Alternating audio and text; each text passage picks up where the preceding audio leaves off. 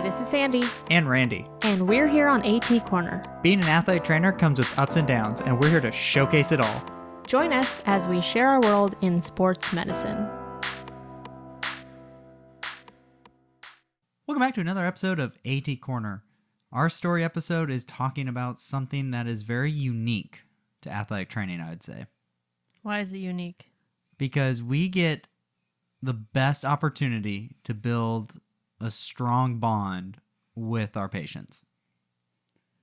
Yeah, I mean, I would say that we're probably one of the only healthcare professionals who get to see our patients and athletes every day, whether that is a good thing or if that's a bad. Yes, definitely a lot of interaction. But we can all agree, good or bad, it is very interesting. And I would say it's one of the best parts about our jobs. It's really true. They do make the day more fun and light, sometimes annoying, but I think overall the rapport is pretty amazing. So we are going to be talking about in this episode how to build rapport, examples of rapport, what to include in preseason meetings that some athletic trainers have with their athletes. Ooh. And then also challenges to building rapport. All right. I like it. And then at the end, we're going to be talking about in our Facebook group where we're going to be posting about building rapport. All right. You ready to jump in? Actually, first, I want to share a message that we got this week. Week. Yes. This message was awesome. So one of our listeners, Caroline D, sent us this really, really sweet email this week. And I just want to share it with you guys. I got permission. So she said, "Hey guys, I just wanted to reach out and say thank you for all you do with your podcast. I've been listening since December and I am a huge fan. Yesterday I got my BOC results and I passed. Nice. I wanted to say thank you because your educational podcasts help me study and your story ones help me relax and get excited to enter this profession. I'm sure it is a lot of work putting these together every week, but is appreciated by all of us listeners. You two played a huge role in helping me pass the BOC, so I wanted to thank you for everything you do." Messages like that, man. We had the biggest smile when we were reading that. We really, really did. We appreciate you so much, Caroline, for reaching out. And also, this is a big shout out. Well, first, shout out to Caroline for passing your BOC. Welcome to the certified life. Right. And then shout out to everyone else who just got their BOC results. Yes. Because we've been seeing a lot on Instagram. Yeah, absolutely. So keep us posted. Send us your good news. We love it. Yes, we do. Okay, now we can jump into it. All right, let's do it. So the first one that I put in here was an example of building rapport over time. So you want to read this one? Yes, this one's by Anonymous. Hi, for building rapport, I guess I have a special circumstance. I work with university club sports and cheer and dance for my university, and there hasn't been anyone in this position for over 2 years. This made it so athletes learned to take care of themselves, and coaches were being burdened with injury concerns during the 2+ years. This made my situation different because the coaches were very grateful to have me, and building trust with them was easy because I am also in my first year. So I'm learning my own style, making it rather easy to just meet the coaches where they are. As for the athletes, the cheer team was especially difficult to win over. They had learned to deal with things on their own and never report injuries. Cheer is a very intense world. The series Cheer on Netflix does a good job of portraying how vicious it can be. It was probably 2 months of me consistently showing up to practices and games before they realized that I truly cared and wanted to help them. What made it easy for me was just asking them basic questions during the few minutes I would tape wrists and ankles. How is school? What are you studying? Are you excited for nationals? How long have you been cheering? Just the small things at first, and then I would ask about things not related to school or cheer. How was the weekend? How was seeing your family? I think these questions and being there won them over. But it was 2 months of consistently being fully present and trying to get to know them on a personal level, not just athlete level. Now they are my favorite team. I play favorites, but still run a fair system for all sports. That is true. I can confirm. Yep. Yes, we love all our sports equally, but We do have our favorites. there are some favorites. Do you resonate with any of these, like building? I feel like building rapport over time that's what I really resonated with. Yeah, 100%. And like what she's talking about, like asking questions, like I really like getting to know my student athletes just as human beings and just like understanding them. Like I like getting to like that's one of the reasons why I really like the collegiate setting is because I love talking about what these kids are interested in. Like what are they going to school for? What do they want to do with that? You know, or what even got them to major in that or like anything like that. I love getting to hear their stories. Yeah, me too. And I don't remember who I was talking to, but one of the people who submitted a story, I said for rapport, it's not like, and I also say this with chronic injuries, like your chronic injury did not happen overnight. Yes. So it's not going to heal overnight. You're going to need to do long-term rehab. You're going to need to be consistent. You're going to need to do maintenance once it feels better. And so same thing with rapport. Like you don't just show up and they all trust you and tell you all the injuries and, you know, I mean, some teams are better than the others. Yeah, and like some kids are much more open about things than others, but it doesn't mean those ones still will need work as well. Right, exactly. But rapport is long term. It's something that you're constantly building. You're always showing that you're being present with them. You're showing that you care about them more than just their injury.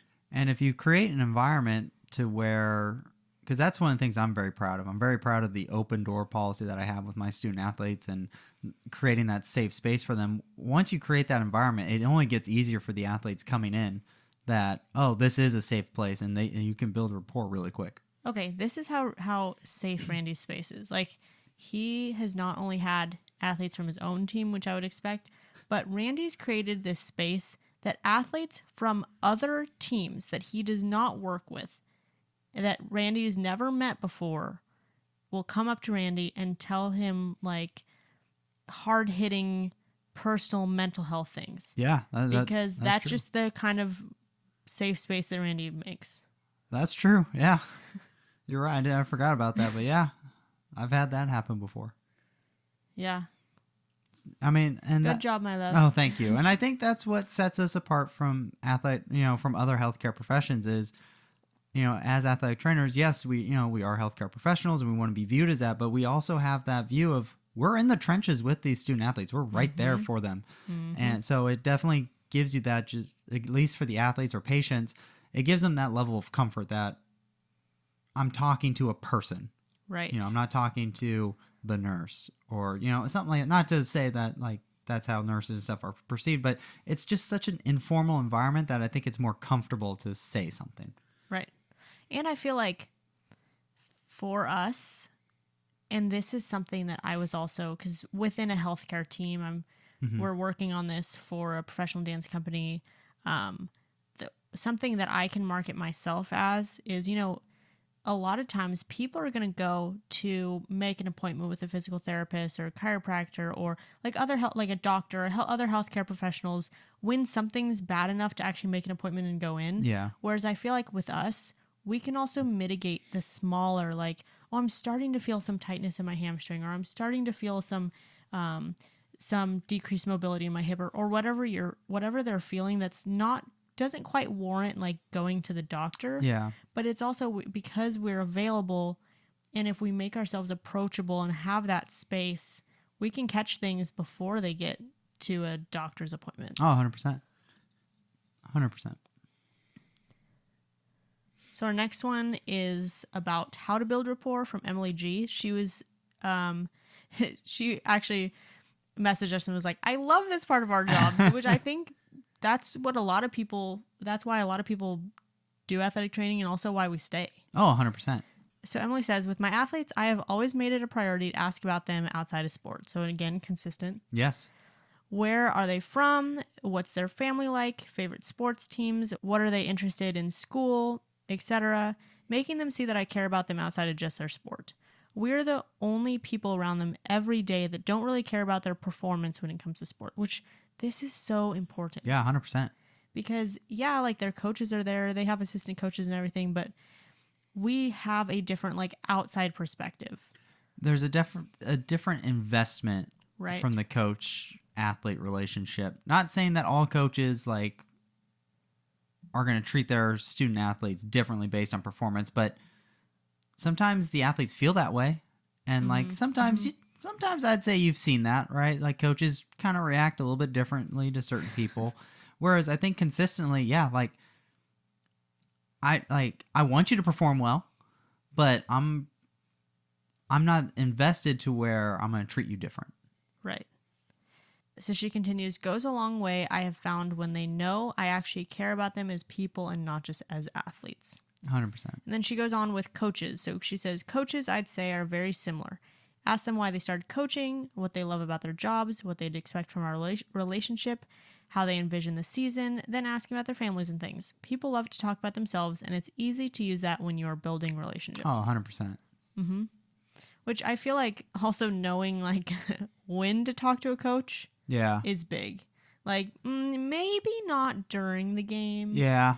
Actually, I had a baseball coach who preseason started talking to me during the game, and I was like, oh shoot. Like, I mean, he initiated it, Yeah. but like how in depth am I going with these answers? Like Yeah. obviously he wanted to talk to me, but like, is he talking to me because I'm standing here, or like does he actually want to talk? Like, it's during the game, does he want to pay attention? I didn't really know what to do. Yeah, I mean, for my basketball coach, like during games, I really don't talk to the coaches. I mean, obviously like updates and stuff, but I really don't try and say anything like during the game. But like my basketball coach, like obviously like during the actual action of the game going on, I really don't say anything. But like in between those break periods when he grabs a cup of water, like we've been able to like have some interaction about like, oh man, how about that that last quarter, you know? Like we can actually have that kind of conversation. So that's been kind of cool.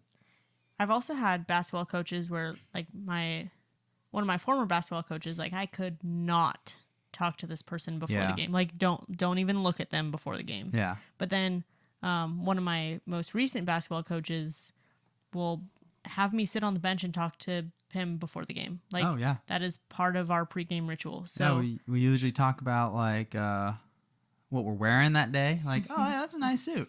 Yeah, that's a nice tie. Nice bow tie. Yeah. But yeah, it's like I kind of like that navigation of like, okay, like how's our relationship and where's this rapport going to go? Absolutely.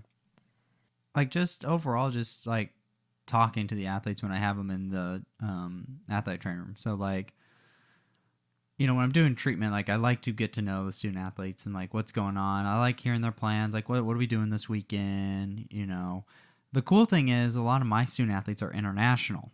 So it's really cool to learn about like their home. Like, you know, what are their customs and like, oh, like what do you miss about home? And like, or like the holidays coming up, like, oh, are you excited to go back home? Like, what do you guys normally do this time of year? Like, it's really cool to be like learning about these different cultures and like what they like to do. So really just talking to them during treatments, because you can only stand in ultrasound or sit in ultrasound in silence for so long. So it's the perfect time to just strike up a conversation. Right. So this next one by Caitlin S, I actually really resonated with it because it's something that I started doing this season. So she said, I'm in a JUCO with basketball, baseball, and softball. Last year, COVID year, I didn't make it out to a lot of baseball or softball practices in the fall due to the structure/schedule of the COVID season. Thanks, COVID. So I didn't get to know those athletes very well, which I think that plays a big role in like how much you have like in their off season. Yes. Or like how you treat them during their off season if they're going to come in during their season. Absolutely. She goes on to say, I had a lot of kids not coming to me for treatment, making doctor's appointments on their own, etc. So I made it a point this fall to be at a baseball and a softball practice at least once a week. Huge change. That's a good idea. Which at our my JUCO, I have there's 2 athletic trainers, 2 full-time, hopefully 2 part-time, hopefully. Fingers crossed. We have 14 sports, so we have 10 in the fall and 4 in the spring, and by 4 I mean baseball, softball, and men's and women's swim. Like men's and women's swim is apparently 2 sports, but like you can't count it as 4. It's basically 1, and they're mostly off campus. So really in the spring we're mostly, our workload is mostly baseball and softball. Yes. So in the spring it's nice because I have a lot of flexibility in my schedule. Yes. And so I've been making it out to a lot of baseball practices, which has been so nice because what I've started realizing is when I go out there, just like Caitlin was saying, when I go out there, the kids remember, oh, well, also I have to put in the preface that like our baseball field is not far from the ATR, but like it's a good walk. You got to commit to the walk. Like, yeah, and it's on a hill too. So you have to go down. Both ways? Oh. What? Uphill both ways? Well, you got to go. Actually, it's like 2 hills because you got to go up twice. Ah. And apparently the guys don't want to do that. So, you know. So anyway, I do try to make it out there, and I just hang out in the dugout and like watch. And also it gives me like an idea of like, well, who's doing what at practice? Absolutely. You know. And then also Get you out of the office. I love that because right now I have no windows in my office, which is just such a bummer for me. So then anyway, go and get some sun, go hang out at baseball practice, and then the guys, they'll go and ask me like a little question. I'm like, hey, you know what? Why don't you come see me after practice? Yeah. Or like, why don't you come see me tomorrow? I'm in at 9:30 or whatever, you know? And then it actually like I started to build some rapport with some of these guys who probably never would have come in. Absolutely. Their coaches do tell them to come in, but you know, like it's uphill. Yeah. Like No, that's a good idea. I like what she's saying. I think I need to start working on that too because, you know, during the season, yeah, I'm at the in-season sports practice, but where we do a lot of our outdoor sports, you know, they share that same facility. So I could probably walk a little bit over to softball during their off season. up a hill. Yeah, I'll commit to up a hill. Do you have a hill? A small one, but it is a long walk. I will say it is a long walk. Yeah. It's almost 10 minutes. Oh wow. Yeah, so What's that, that's like? how committed. Half a mile? Probably. I'd say so. That's pretty good. So our next one, and I can't wait to hear what examples you have of this, Randy. I think it'll jog your memory for a couple things. But this one's a gem from Jen. Gem from Jen. And she actually submitted a few. So this first one, she said, here's rapport for you. And I assume it just happened to like that day. Yeah. She said, I just got a standing ovation from my baseball guys after having to go out to center field to help an opposing player. Oh, I love it. That's so funny. Yeah, not too long ago, one of my one of the games I was working, it was softball, and I was just bringing water to the home plate umpire, and a couple of my soccer kiddos were at the game, and I heard some cheering from behind the plate. So, isn't it great? It is. It is hilarious. Like, look at that support. Yep. And rapport. Yep. So I gave him. Oh boy. Elbowed Skelly in the head. So I gave him a nice little thumbs up as I kept going. I mean, are they going to do that for their physician? No. I don't see that. No. So, yeah. Hey, we're in a unique spot. I have also gotten, when I was running, I think during soccer, I was running out like to one of our kids or like even the opposing kids. And as I'm passing, our players are like, ran the man. So yeah, I've gotten that. I've never heard that one. Oh yes, my soccer team loves ran the man. I'm gonna start calling you that. That's hilarious. There we go. I just got actually yesterday because we just finished up baseball season. I love this because I heard it from a distance and it was the best thing ever. The guys were all taking a picture, and like, of course, I want a picture with my team, and so like I'm standing off the side, I'm waiting for them to take their picture as a team. And so then I start walking over because I'm like, I'm going to jump in this picture. Yeah. And like, I'm a decent length away, like decent distance. And then all of a sudden my guys are like, Sandra! Oh my gosh, I heard need it. to be in the picture. I heard it from like the parking lot. I heard the Sandra. And they were like all calling for me to get in the picture, which was really, I mean, I was going to get in anyway, but like the fact that they were excited for me to get in the picture, that was pretty cool. It was really cool. And they're like, you need to get in here. Oh yes, and then our women's basketball team had they were doing a TikTok. They threw me into it. Oh, what? Yes, I was in. It was that time. It was when the sound where you bobbed your head as you were moving it, and I took the very back, so you really couldn't tell I was there. You had to show off your forward head. Exactly. But I was towards the back, so it wasn't as embarrassing. I need to see this. I'll have to find it. I'm sure it's out there. We can find it. We'll get there. Okay, we have another way to build rapport from Amanda M. You want to read it? Yes. She says, I have a candy jar near the entrance to my ATR next to the iPad where they sign in. It gives the athletes more opportunities to just say hello and check in when they are not injured. It's such a small thing, but I've seen so many kids who have never been to the ATR find out there is candy, and they start stopping in daily after school. You know where their motivation is. Oh, 100%. Anytime there's free candy, I mean, you know the kids are going to be there. As long as it's not in a van.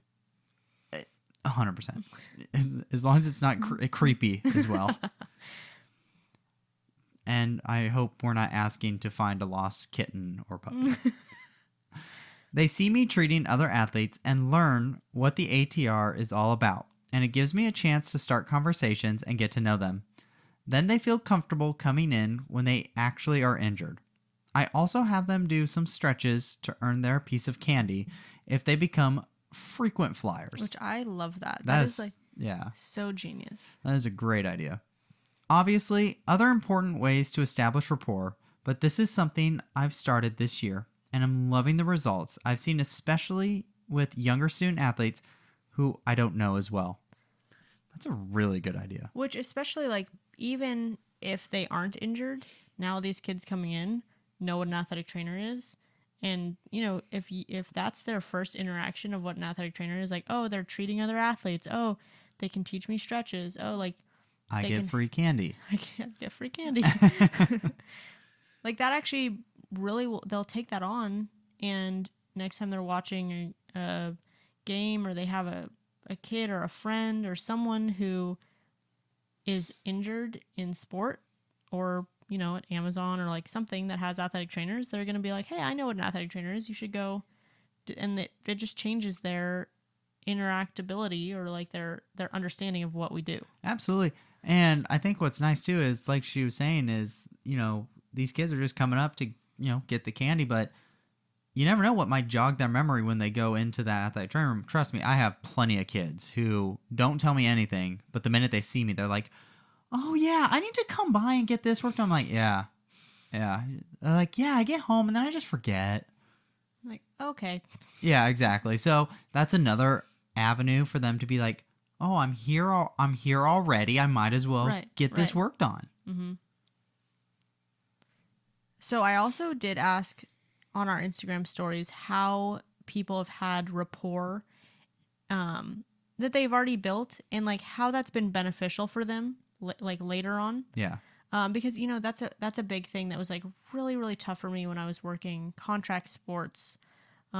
Is like, I didn't know these athletes. I didn't know my team. I didn't know the opposing team, because it's not like I was working with the same people. Like, sometimes I'd see the same people, but for the most part, contract work, you were there for 1 or 2 days and then you go to another site.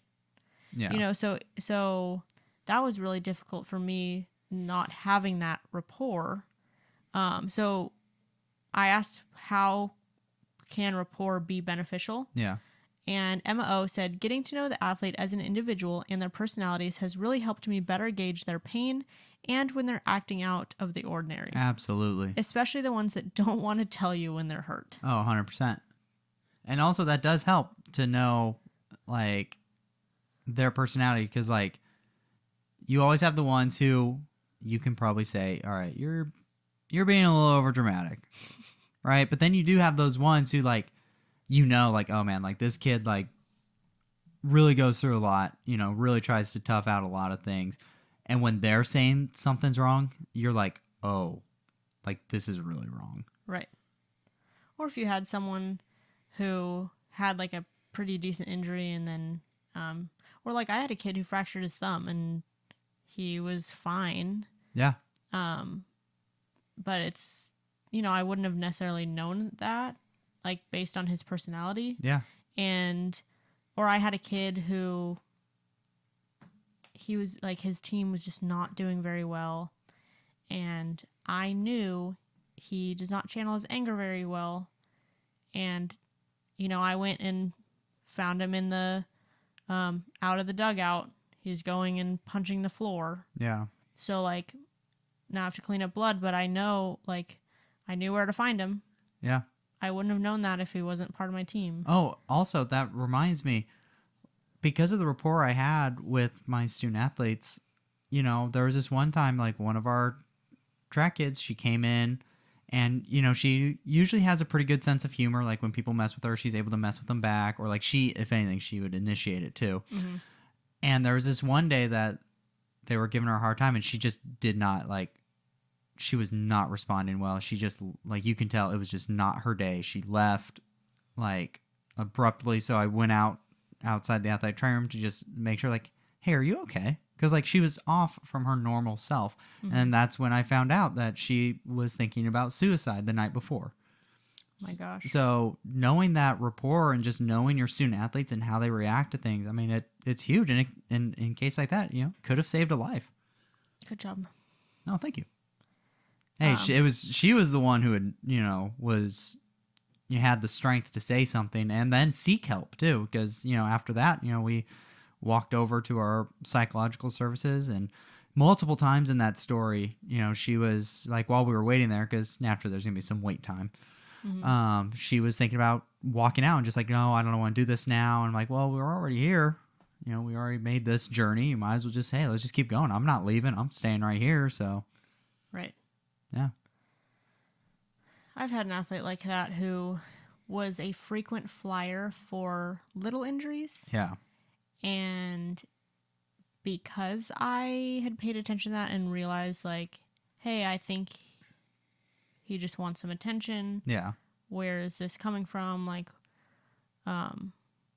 you know, because we're accessible and because we're a safe space, that's when he was able to open up to me about his mental health. Oh, 100%.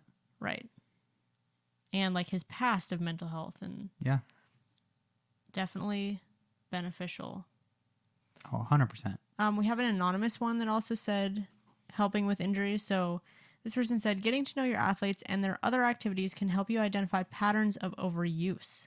So Yes. beyond just like mental health and like safe space, but also like what are they doing outside their sport? Yes.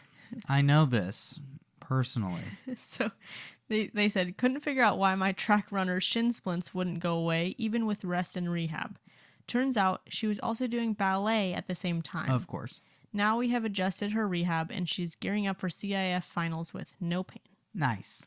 That reminds me of my student athlete who had de Quervains in his throwing hand, and like there were other conditions that he had going on as well that kind of led to this. But one of the things that he kept doing was each day he basically would do a Finkelstein test on himself every day. Which, if we all know, it hurts in general, but if you have de Quervains, it really hurts. Right. So I asked him, I said, why? And he's like, oh, I just want to test it. No, stop test it. Let me test it. Don't you test it. He did it every day, just kept doing, oh yeah, that hurts still. Oh yeah, that hurts still. I always tell them, okay, you can't keep doing this motion because you know, like a bruise.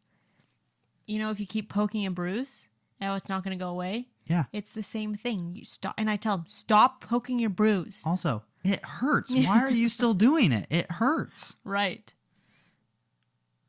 Dude, sometimes, man, these kids, they come up with some interesting stuff, man.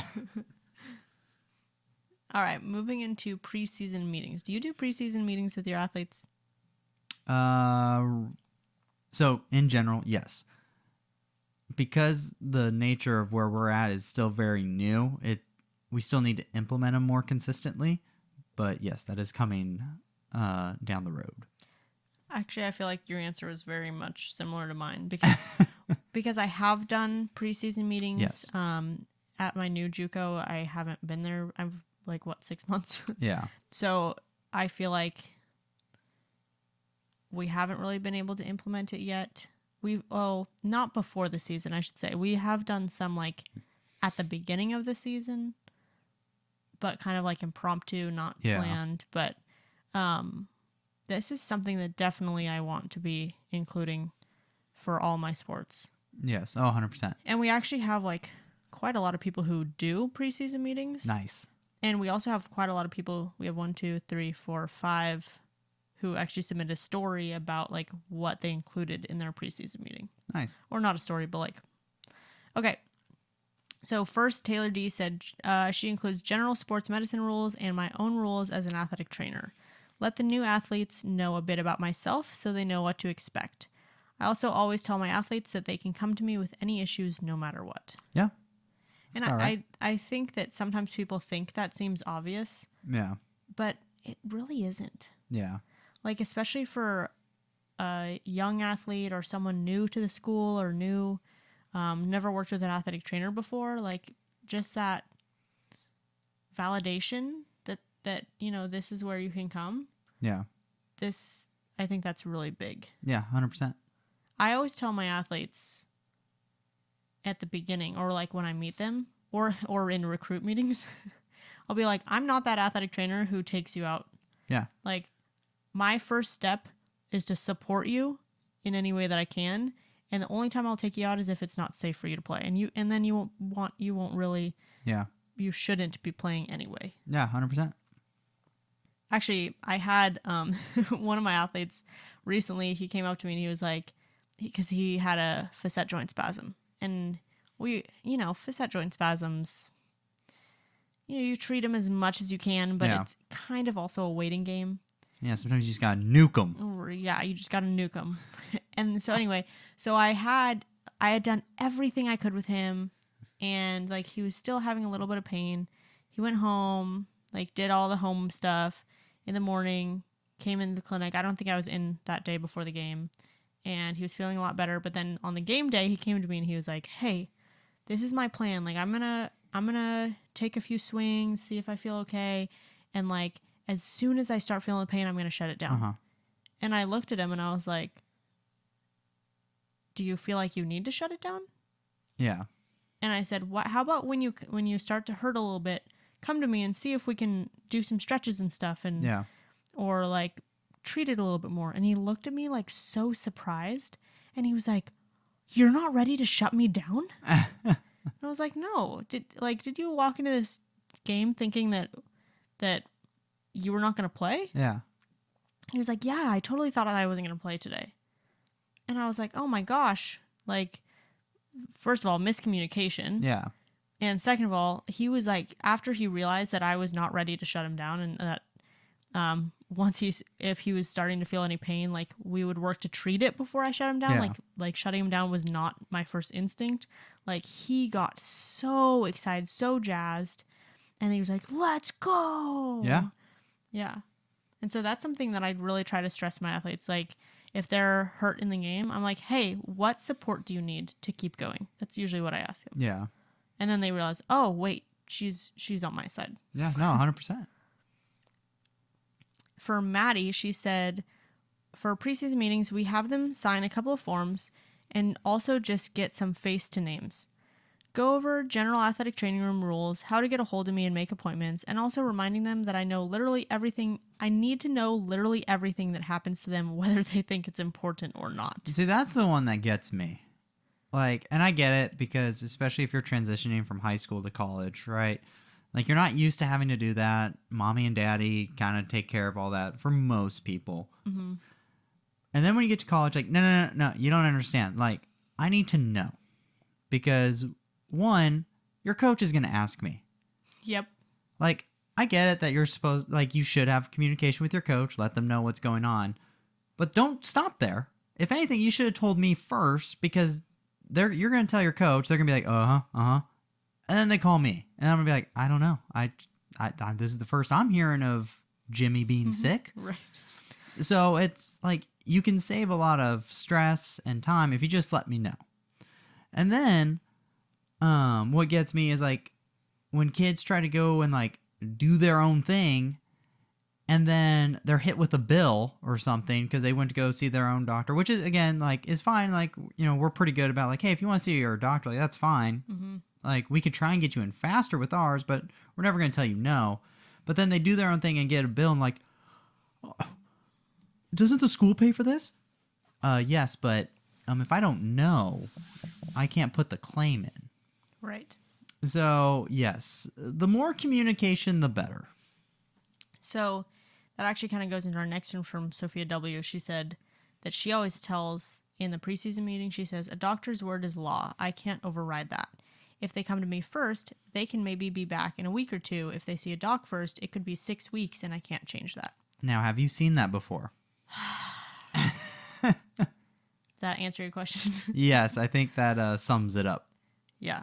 So this is something that I didn't even think about including in my preseason meeting, but I totally want to. Oh, 100%. Because this is something that I do stress to athletes like on an individual basis, but I feel like it would be a good thing to address as a group. Absolutely. Because, oh my goodness, like I've had a kid who like sprained his ankle, and it was a grade 1 ankle sprain. He went to the doctor and he's out for 6 weeks when I had him like with rehab.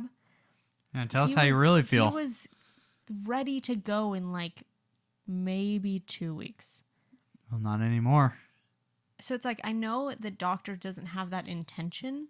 Yeah. But the fact about it is doctors don't see you every single day. They can't they can't see all of their patients every single day. Yeah. And so it's really hard for a doctor to liability wise Oh yeah, 100%. say, yeah, you can go ahead and play if they don't see you, so that's why they need the follow-up appointments and everything. But I always say, if you're going to go see a doctor, at least let them know you're working with an athletic trainer. Yeah. Who's rehabbing you. Yeah, 100%. Because I've gotten away with some doctors who do know what athletic trainers are. They'll like, for like my kid with a fracture, they actually, after 2 weeks, thumb fracture, they actually, I think it was 4 weeks. After 4 weeks, instead of the hard cast, they changed it to a splint so I could do rehab with him. Yeah. So he could take it off for rehab. Nice. Because he was working with an athletic trainer. Yeah, definitely. Isn't that awesome? That's really cool. Yeah. But yes, I have had athletes go to doctors, and then they have doctor's notes that take them out. Yep. And then hands are tied, man. I can't do anything. Sorry, can't do it. Look what you did. Look at what you've done. We have an anonymous submission that said AT clinic etiquette, what to do if you get injured, basic nutrition and hydration, where my office is, and how to contact me. Yes, that is very important. I feel like that's the biggest thing is like, here's how to get a hold of me. Right. Also, some people like give out their phone numbers and some people don't. Yeah. I feel like I used to give out my phone number a lot more than I do now. I would either, so what so I do give out my number, but how I used to do it is I'd either have my business card, because as an AT, like, it's really cool to have business cards, by the way. But it's like, we never really use them. Like, you get a big stack of them, and you're like, I mean, what? You use them, basically for conferences most of the time. Oh, that's a good idea. So what I would do, what I'd do is I'd have a bunch of them on the table, and I'd tell the kids to either get my card, because it has my number on it, or ask your coach. Your coach has my number, right? Or a teammate has my number. Like, you can get a hold of me. Mm-hmm. Like, it's really easy. So I'd give a couple options. For this last one, for Kate B, she said, for my preseason info, I just let them know my rules regarding my boundaries for communication, my expectations of them when it comes to our interactions, so we can make sure they get the best possible care, and just general ATR rules, which I thought the boundaries for communication, like beyond just giving out your number, so important. Like, when can you contact me?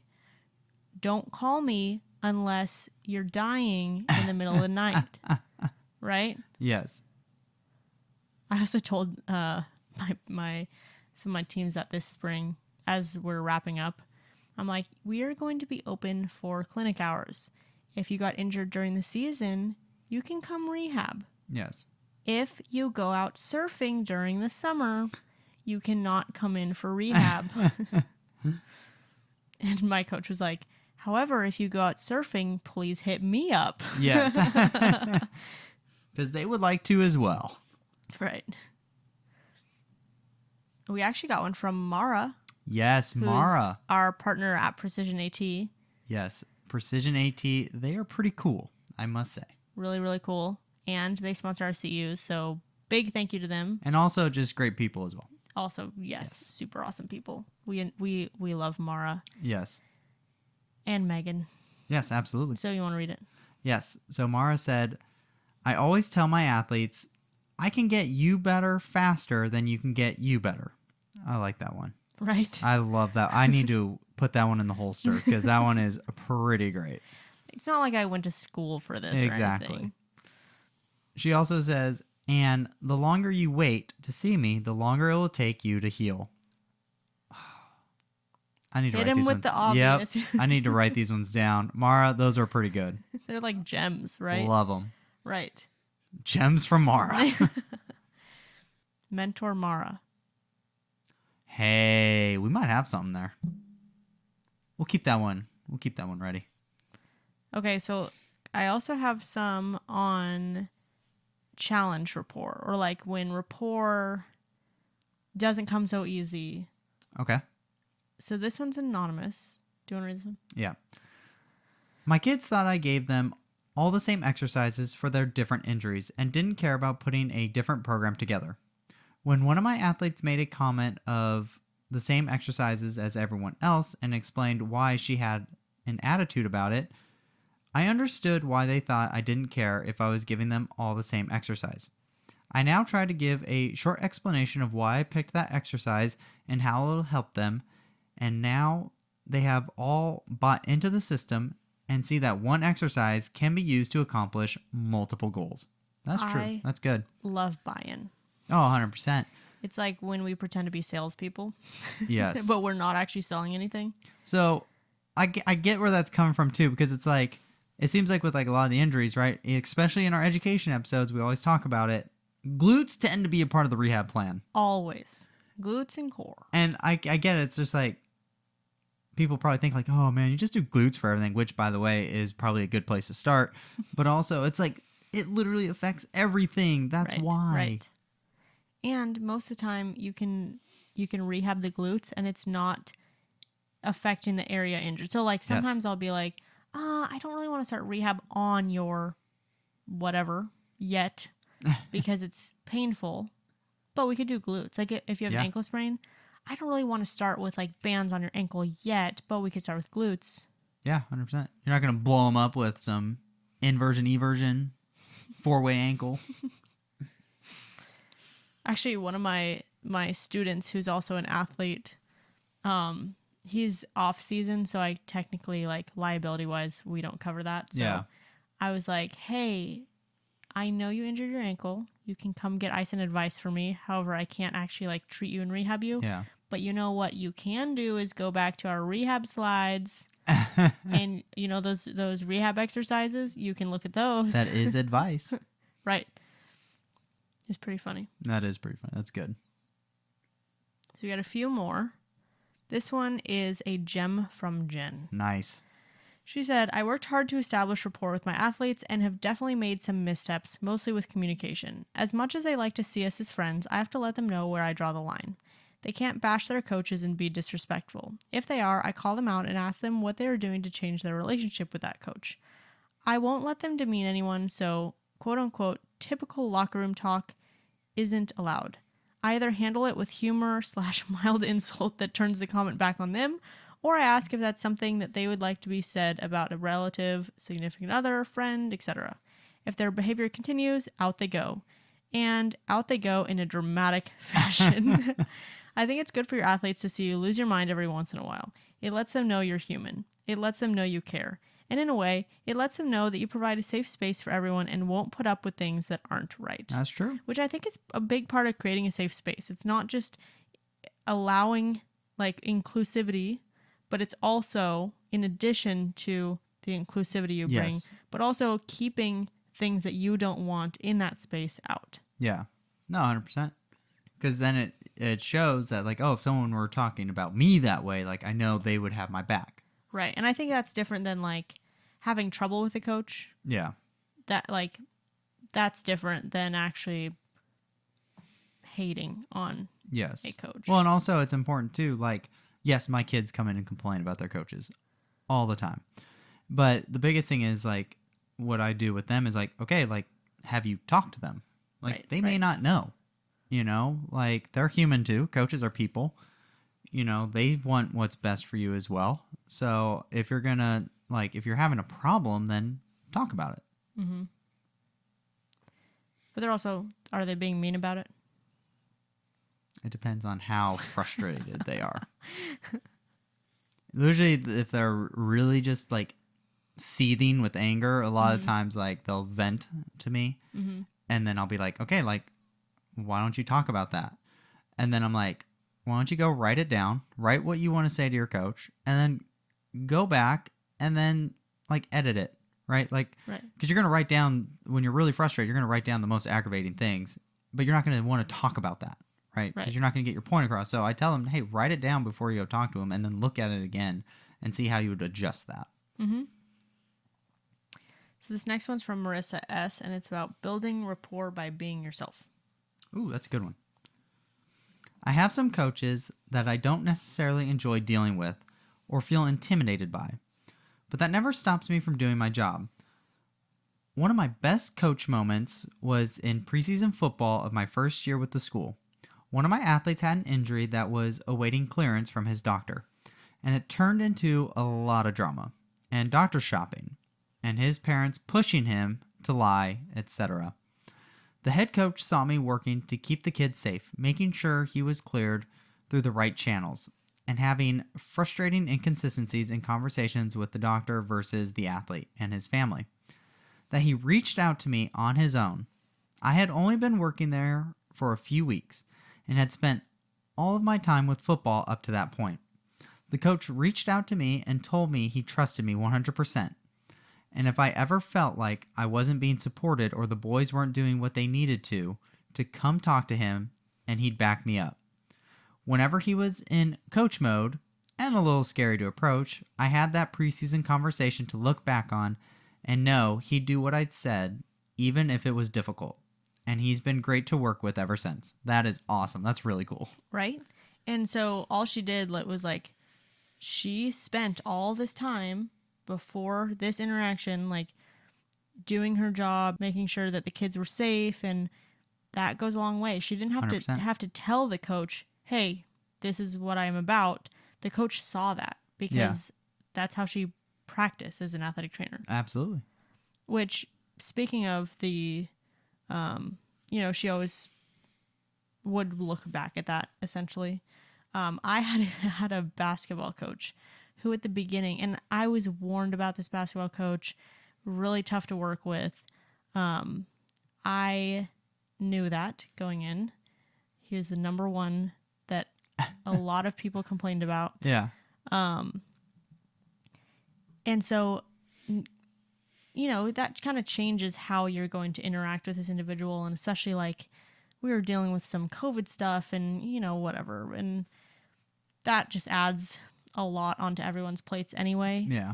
And so I feel like in the beginning, I had to really tiptoe around certain things and kind of get a feel for how he was going to respond to some of the things that I was saying. But now that I had worked with him for a long time, now I know that our conversations, he just wants to be heard. Yeah. And at the end of the day, he does value my opinion, and he will end up doing, without pushback, Yeah. eventually will end up doing what I ask of him. Uh-huh. And so, like, knowing that, it makes the conversations a lot easier, because even if we are both stating each other's sides and he's just trying to get his point across, he does value what I say, and he does end up going with what I say. He just wants to be heard and have his side, like, hey, like, this is really frustrating. This is inconveniencing me. Yeah.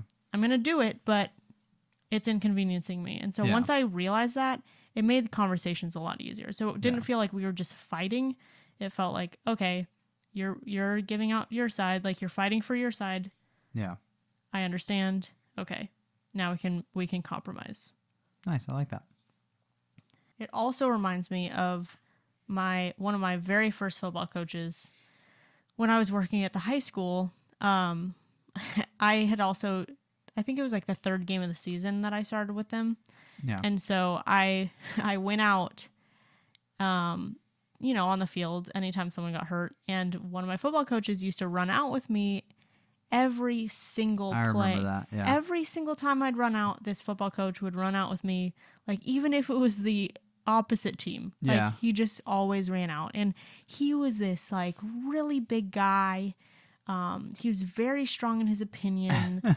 And obviously, like, I'm little, I'm female, like, he doesn't know if I know anything about football. Yeah.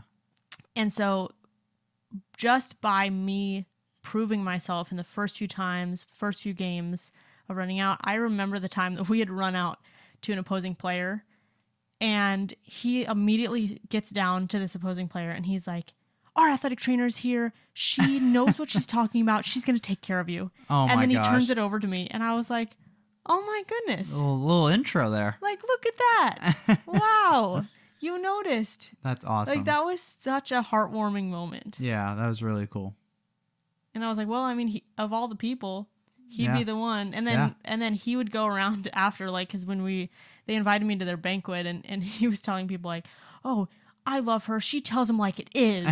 She's not afraid to tell them like it is. Oh my gosh, that's so awesome. Yeah. And so, like, that was one of my favorite moments, and it just reminded me of that. Like this big coach who's all is like big scary mode, and then he like gives me this little intro. Yeah. Oh, that's awesome. You want to read our last one? Yes, this is another gem from Jen. Building rapport is a great one, and sometimes I think the hardest thing to do. As much as I don't like to admit it, the age gap is definitely widening between my athletes and I. This makes some things easier, some things more difficult. It's definitely easier now because none of them want to date me anymore, so I no longer have to deal with that hurdle. It was a blow to the ego, but hey. I'm starting to be seen more as a mom figure than a friend or sister figure, and that's okay too. I'm the mom that won't judge them when they tell me the stupid shit they've done to hurt themselves. But I'm also the mom that will call them out on the dumb things that they've done. For whatever reason, my specific athletes like the honesty and tough love approach. When they say, Jen has no chill, I'm 90% sure they mean that as a compliment. I think that is really awesome. And that is true. So I'm starting to notice some of the age gap too. I mean, I'm not that much older than my student athletes, but yes, some of the things they're talking about now, I'm just like, oh man, like when that came out, you were a baby.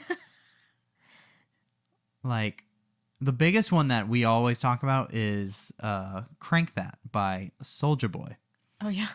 And we were just talking about this. Yes. And when that came out, I was like high school, right? And that was a big deal. But now my athletes, when they talk about it, they're like, oh yeah, like third grade, like kindergarten. I'm like, oh God, you were a baby. Or that time I had athletes not know who Allen Iverson was. That blew my mind. Like, kids, like with athletes, are pretty good about knowing big athletes, right? Like everyone as a kid, even if you're not that much of a basketball fan, like you know who LeBron James is, right?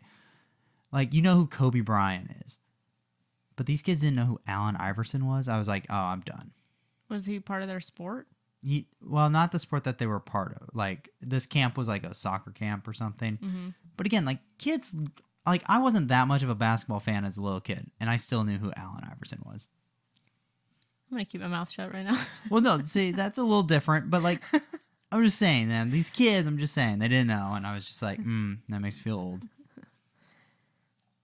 I put this one at the end because I feel like it is so interesting to talk about that shift in rapport. Like Jen was talking about how, we could be seen as like friend or sister or brother age. But now she's like that mom. Yeah, 100%. Which I think, I mean, totally. Don't worry. I tell my kids that too. I tell them like, look, I'm mom. Because here's how I'm pretty sure I said this on the podcast before, but here's how I factored that in. Like, when you're growing up, the stereotype of dad is like things can get by dad.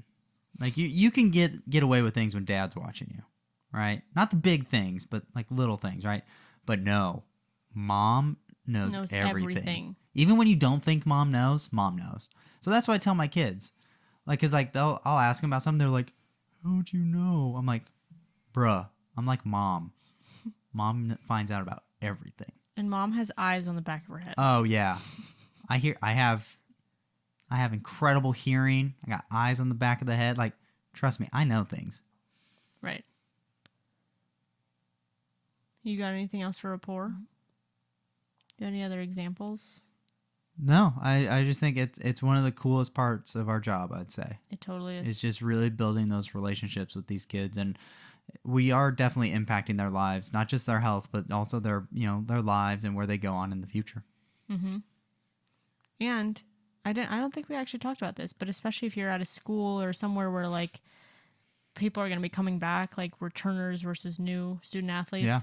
Like the returners really make it for the new student athletes. Yes. And how they interact with you. Because like 100%. we've had teams that there are athletes who don't like coming into the ATR and Yeah. they are spreading the word to the team, don't go to the ATR. Yeah. And, you know, who are they going to trust? The person who they've never met before Yeah. or the returning student athlete who is like the captain or something? Exactly. So you build rapport with one athlete who has a voice, you build rapport with the whole team. Yeah.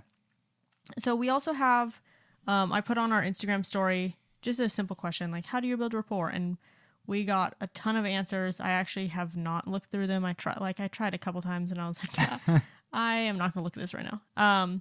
So we're going to condense those down and we're going to put them up in our Facebook group. So just some little bullet point ideas of how different people build rapport with their different sports, athletes, patients, etc. So we're going to put that up in our Facebook group. If you're not a part of our Facebook group, head over to facebook.com/group/ATcornerpodcast. And then if you want to submit a future story, head over to our Instagram where we are at ATcornerpodcast. And we do every other episode as education or stories. This one was a story. Next week, we're going back to our education. We have a free CEU, I believe. Yes, we do. Remember, CEUs, we have our 5 latest CEU episodes as free. The rest can be purchased through Precision AT. So make sure if you want to get it for free, you got to listen and pay attention early. If not, then it'll be up in the store. Yep, absolutely. And those proceeds also go to help support the show. Yes. Lastly, we have not plugged our MedBridge for a little while. So if you guys are in need of CEUs or you want a subscription to CEUs, head over to our show notes. Go to MedBridge. Our code is ATcorner for $175 off a 1-year subscription. Yes, great content from MedBridge. A lot of good stuff. You could really expand your knowledge base. Really good speakers, good quality, and it is through the internet, so you can access these CEUs whenever you want. Whenever you want in our busy schedules. Yes. So, you guys, that is all we have. Randy, you got anything else? Nope, that was perfect. Thank you for helping us showcase athletic training behind the tape. Bye.